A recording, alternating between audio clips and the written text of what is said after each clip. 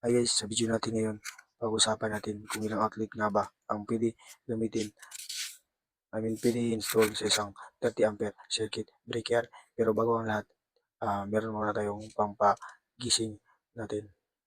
Youth man step out in a Babylon face, lifting our mouth and the chalice we are blaze. Dito na muna tayo sa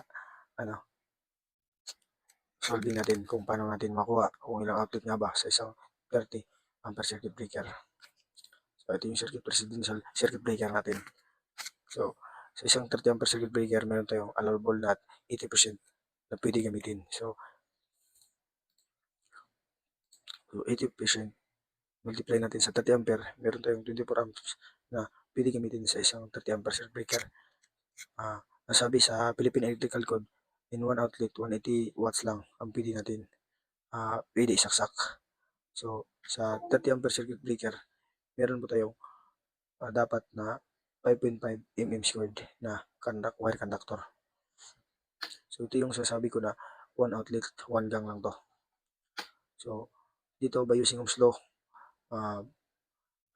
voltage times current, since 220 to, dahil yung voltahe na gamit natin is 220, multiply by the 24 allowable sa 30 ampere circuit breaker, makakuha po tayo ng 5,280 watts. So 5,280 watts. 5,280 watts divide sa 180 watts, since 180 watts na dapat sa isang natin outlet. Yan yung nakasaad sa Philippine Electrical Code. So dapat ganito lang ang pwede natin ilagay na load sa isang one outlet.